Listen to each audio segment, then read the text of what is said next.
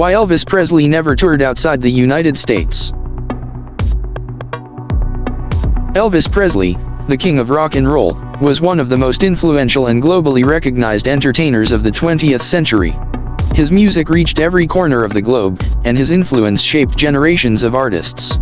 Yet despite his massive international fan base, Elvis never performed a single concert outside the United States except for a handful of shows in Canada in 1957. It's a curious detail in an otherwise monumental career, and the reasons behind it are a mix of personal, logistical, and political complexities. Hi there and welcome back to my channel. If this is your first time here, welcome to JezVij. Here, we discuss about artists both old and new with the help of the artificial intelligence and research. Allow me to invite you to like, subscribe and hit the notification bell icon for future updates. Thank you in advance for the support. Feel free to write down your comments and suggestions.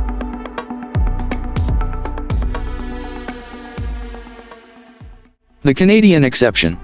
Technically, Elvis did perform outside the US briefly. In 1957, he played 3 concerts in Canada, in Toronto, Ottawa, and Vancouver.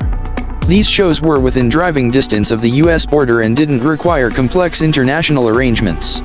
After that, however, Elvis never left US soil for performances again. Colonel Tom Parker, the gatekeeper. The main reason behind Elvis' lack of international touring can be traced to one man, Colonel Tom Parker, Elvis' longtime manager. Parker controlled nearly every aspect of Elvis' career, from movies to merchandise to touring. Though he helped make Elvis a superstar, Parker was also known for his secretive and self-serving behavior. And here's the twist, Colonel Tom Parker wasn't American. He was born in the Netherlands as Andreas Cornelis van Kuijken had entered the US illegally. For decades, Parker lived in fear of being deported or exposed. Because of this, he never became a US citizen, and he avoided international travel at all costs. Naturally, he extended this fear and restriction to Elvis. Parker insisted on being by Elvis' side at all times, and international touring would have required him to reveal his undocumented status or risk leaving Elvis in the hands of someone else, which Parker would never allow. So, to protect his own secret, he effectively blocked Presley from touring internationally. Missed global opportunities. The demand for Elvis outside the US was enormous. Fans in Europe, Asia, and Australia begged for live performances.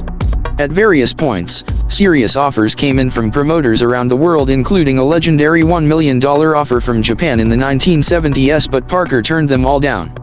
He claimed logistics were too complicated or that the security risks were too high, but those were excuses. The truth, Parker didn't want to leave the country and couldn't let Elvis go without him. Elvis Own Role. While Parker was the primary roadblock, Elvis himself was also famously passive when it came to major career decisions. He trusted Parker almost blindly for most of his life and rarely questioned his judgment. By the time Elvis may have considered international tours seriously, it was the 1970s when he was already battling health issues, over-medication, and burnout from relentless touring in the US. There's some evidence that Elvis wanted to perform overseas. In his later years, he reportedly expressed frustration about never getting the chance to thank his international fans in person. But the combination of Parker's restrictions and Elvis' deteriorating health made it nearly impossible. The global star who stayed home. It's ironic that one of the most recognizable figures in global pop culture never truly engaged with his international audience in person. Elvis records sold in the tens of millions across Europe, Asia, and beyond. His films were global hits. Yet he remained a purely domestic performer, an American icon who never stepped onto a European or Asian stage. Elvis Presley's lack of international touring is one of the great what-ifs in music history. At the heart of it was a manager with something to hide and an artist too trusting or too tired to break free.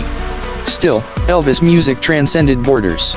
Even without ever touring the world, he became a global legend. But one can't help but wonder, what would it have looked like if Elvis had taken the stage at London's Wembley Stadium, Tokyo's Budokan, or Rio's Maracana? The king may never have left the country, but his legacy traveled far beyond its borders. Thank you for watching. Please don't forget to like, subscribe and hit the notification bell icon for future updates. Feel free to comment down below. Until next time.